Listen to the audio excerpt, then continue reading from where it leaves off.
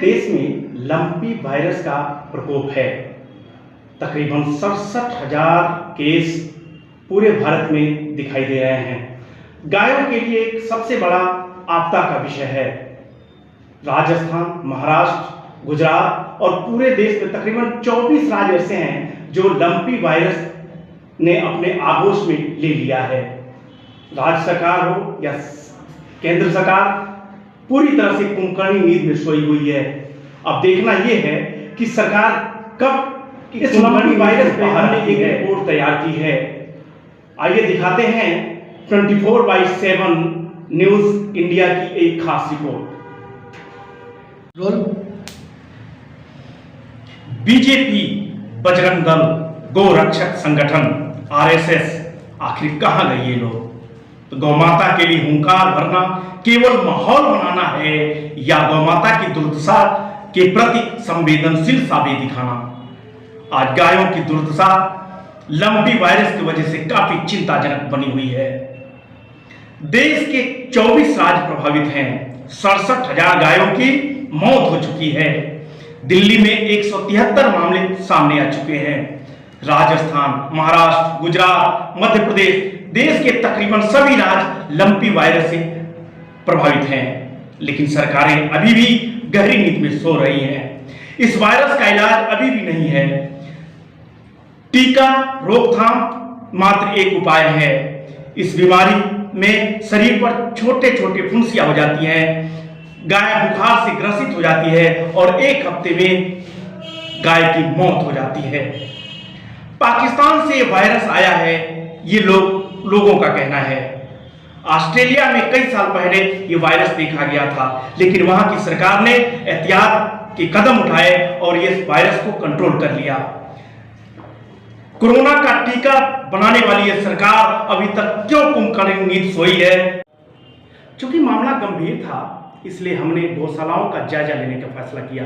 इसी क्रम में हमारी टीम पहुंची दिल्ली के बवाना, जहां श्री कृष्ण गौशाला जो एनसीआर का सबसे बड़ा गौशाला है। आइए देखिए हमारी रिपोर्ट। इस समय गांव में जिस तरह की बीमारी चली है, इससे लेकर के हर गौशाला अपने आप में एक कदम फूंक फूंक के उठा रहा है। हम पहुंचे हैं इस समय दिल्ली के बवाना क्षेत्र में, और जहां एक गौशाला श्री कृष्ण गौशाला है, जहां आपको दिखाऊंगा मैं, और आप खुद देखिए कि गांव की स्थिति क्या है, किस तरह से सुनियोजित तरीके से ये गाय रह रही हैं। खाने पीने से लेकर हर तरह का इंतजामात है, किसी तरह की कोई दिक्कत यहाँ नहीं है। खास करके जो यहाँ के प्रबंधक हैं वो भी इतने सिंसियर हैं, हर चीज़ का ध्यान रखते हैं, क्योंकि बीमारी चली है और उस बीमारी से लड़ने के लिए और कहीं ना कहीं एहतियात के कदम उठाए जा रहे हैं। हमारे साथ दो प्रबंधक हैं। क्या कर रहे हैं आप? आपका बहुत बहुत स्वागत है। मैं विजेंद्र कुमार बिहारी, महाप्रबंधक श्री कृष्ण गौशाला बवाना से बोल रहा हूँ। जो जैसे कि आपने ये प्रश्न पूछा है कि आजकल जो एक लंबी की बीमारी चल रही है, तो देशव्यापी बीमारी है, खासतौर से राजस्थान, यूपी और आसपास के इलाकों में है। उस बीमारी को देखते हुए हमने यहाँ पे पहले से पूरा एक्टिव कदम उठाने की कोशिश किया है। इसी तरीके से ये बीमारी हमारे यहाँ तक आ पाती है, और भगवान का शुक्र है कि हमने अभी तक इस बीमारी को अपने इस क्षेत्र से दूर रखा है। इसके लिए हमने कुछ कदम उठाए हैं। वो कदम ये हैं कि हमने यहाँ पे स्प्रे करना स्टार्ट किया, क्योंकि ये एयरबोर्न डिजीज़ है। इसको हमने फॉर्मेलिन 2% फॉर्मेलिन का हमने स्प्रे करना शुरू किया है। हम पूरे इलाके में, पूरे जितने हमारे पास 80-82 सेट्स हैं, उनमें हर जगह हम हर कॉर्नर में हमने फॉर्मेलिन का स्प्रे किया है। अगले दिन हमने फॉर्मेलिन का ब्लीचिंग पाउडर का स्प्रे करवाया है, फिनाइल का स्प्रे कराया है, सोडियम हाइड्रोक्लोराइड का स्प्रे कराया है, और ब्यूटॉक्स का, जिससे कि टिक्स की बीमारी भी होती है बरसात में, इन सब को लेके हमने रोज़ का रोज़ यहाँ पे स्प्रे होता है। सुबह शाम दोनों टाइम प्रतिदिन हम यहाँ धुआं करते हैं।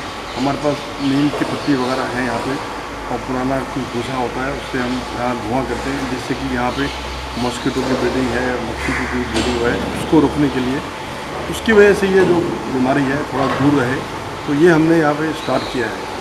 साथ साथ हमको पता लगा कि गॉट पॉक्स एक बीमारी है और वो जो वैक्सीन है वो वैक्सीन इसके लिए भी कारगर है जो हमको बताया गया है। हमने उसका भी इंतजाम किया है।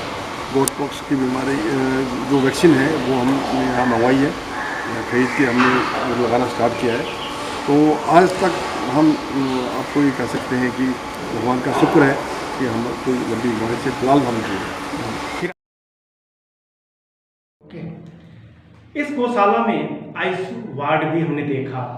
इतना ही नहीं, हमने वहाँ के इंतजामात के अलावा डॉक्टरों से भी बात की।